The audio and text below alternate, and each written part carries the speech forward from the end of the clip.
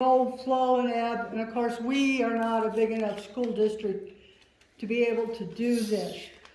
But my husband was from Cincinnati, so we lived in Cincinnati off and on for probably 20 years. And at one point, and I thought before my kids were born, all the school districts got together and actually had the Great Oaks School District.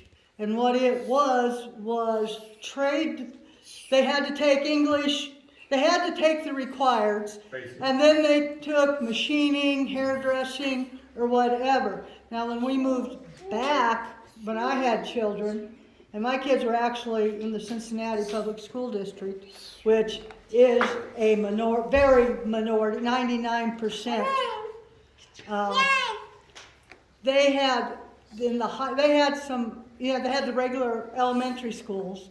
Then they had a few special schools.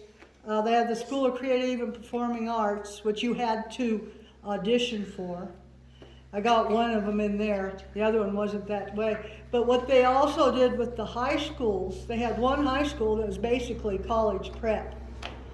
Then the other high schools of course there's a lot of high schools. I mean, that's a big population, I get that.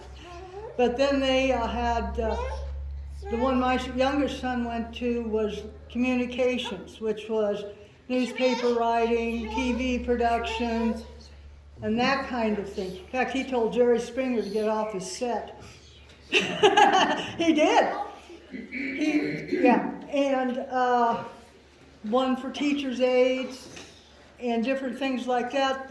They even had because of the river, there was even the special school for whatever you do on barges. Yeah. But they tried to get kids to graduate, and they still only had 200 kids a year graduating out of about, how many, 10,000? Which was ridiculous, 200 out of each high school. But they were trying, but they didn't have the parents. That's where the big problem was. The parents themselves never really had the education to push the kids, except for certain parents that were successful in some way.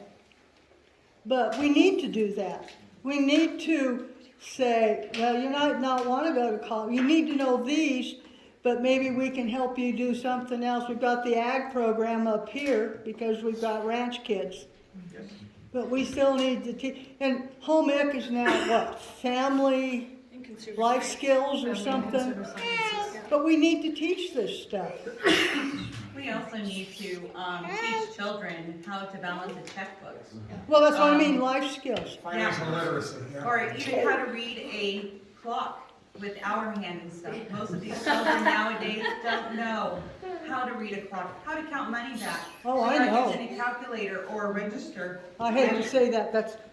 I know how to count money back, but math was never my forte. I'm glad I have a calculator if I need it. I went to Ridley's one day, and the lady typed all the numbers in, and she looked at the dollar bills and the coins, and she had no idea what to do with it.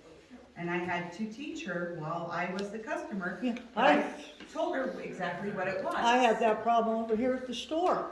Mm-hmm. When I used to work over here at when Roy had the store, I had that problem.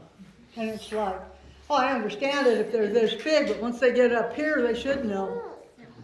One thing I'd like to, hopefully, can't really bring it back into school, but the kids, parents and all that need to be taught about the family dynamics at home, at school. I mean, there's a lot, I've come from a broken home and all that, but still they need to learn respect. And that's not even being presumed in the schools anymore. With the teachers, there's no discipline, no nothing in the school. What happened to the yes sir, no sir, yes Thank no? you. That's join the Marine Corps.